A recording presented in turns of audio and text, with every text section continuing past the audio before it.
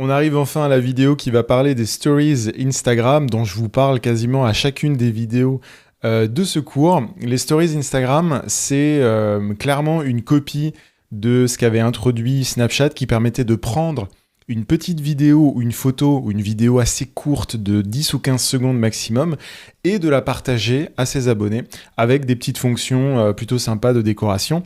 Et Instagram a repris ce concept et il a vraiment, au fil des mois, vraiment super bien adapté et intégré à l'intérieur d'Instagram et on a fait vraiment un outil de communication quasiment aussi puissant que les photos ou les publications que vous pouvez mettre sur votre profil. Donc, où les retrouver ? Eh bien, elles sont plutôt bien visibles. Là, vous voyez, en haut, vous avez ce bandeau des stories. Alors, les stories, elles vont apparaître de manière chronologique, c'est-à-dire à chaque fois que quelqu'un va publier, à chaque fois qu'une personne que vous suivez va publier une nouvelle stories, cette personne va, hop, arriver en premier ou en première. Et donc, pour la lire, eh bien, tout simplement, vous cliquez dessus et ça vous lit. Là, vous voyez qu'on a une photo avec la vitesse. On a le temps restant qui nous reste pour voir la stories. Si on appuie dessus, si on reste appuyé dessus, on met sur pause, ce qui fait que ça nous permet de lire quand parfois les gens mettent du texte. Et là, vous voyez qu'il y a des interactions. On peut voter. Voilà. Donc ça, c'est plutôt très pratique. Alors, soit effectivement, vous laissez passer le temps et si vous appuyez au centre de l'écran, ça vous permet de faire une pause. Si vous appuyez sur le côté gauche, ça vous permet de revenir en arrière. Et si vous appuyez sur le côté droit, ça vous permet de passer à la story suivante. Voilà. Et comme on a vu dans les vidéos précédentes, pour quitter les stories, soit vous cliquez sur la croix, ou soit vous baissez de haut en bas. Voilà. Et donc, vous pouvez naviguer à l'intérieur des stories. Donc, non seulement vous pouvez suivre une personne pour son contenu, pour les photos que la personne va poster, mais aussi pour ses stories qui vont être, on va dire, sa vie au quotidien. Voilà. Là, on a une personne qui a posté 2 stories. Et là, on voit qu'elle nous présente un jeu de cartes. Pourquoi pas ?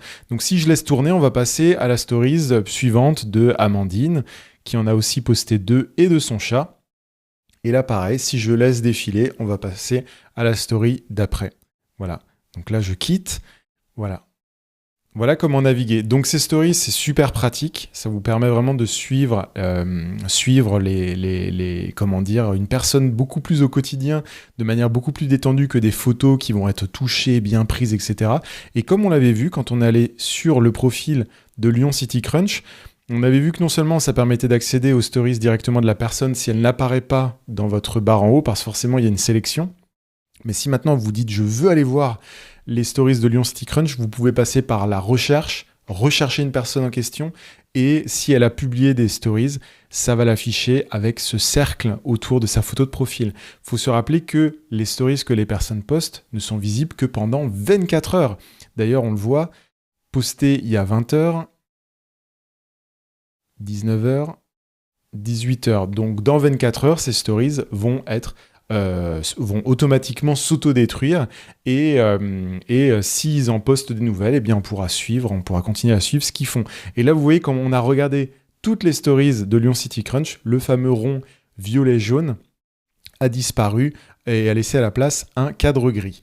Après, ce qu'il faut savoir, c'est que désormais, les gens, et vous aussi, on le verra par la suite, peuvent enregistrer des stories qu'ils considèrent comme importantes ou vraiment, comment dire, hop, là, je me balade à l'intérieur, vraiment importantes et qui valent, je me suis perdu, je retourne sur et qui valent le coup. Par exemple, Lyon City Crunch, ils ont fait des stories visiblement week-end à New York et ils l'ont enregistré sur leur profil en l'appelant Week-end à New York. Et donc là, on peut revoir une story, là on le voit, qui a été postée il y a 11 semaines.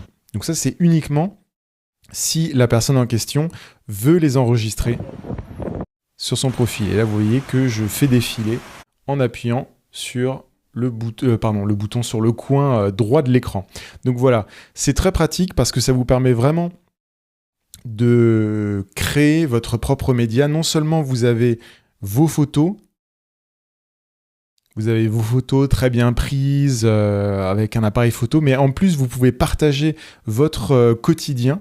Et c'est très important quand on gère le compte d'une société, de pouvoir partager le quotidien, des petites photos, des vidéos qui vont s'autodétruire d'elles-mêmes 24 heures plus tard, ou vraiment d'enregistrer ça sur votre profil. Et vous voyez qu'il y en a qui font carrément des mises en page avec blog, mode, beauté. Et si on clique dessus, par exemple beauté, voilà, ça va nous charger la story beauté, il y a 29 semaines, 28 semaines, où là, elle teste des produits Lush, etc. Donc voilà, les stories, c'est votre vie au quotidien et ça vous permet désormais bien plus de faire de l'interaction, de faire vivre votre compte, de pouvoir les enregistrer par thématique et d'être beaucoup plus naturel et de proposer des vidéos, des challenges, on verra ça par la suite, que de simples photos ou de simples publications vidéo ou galeries de photos sur votre profil.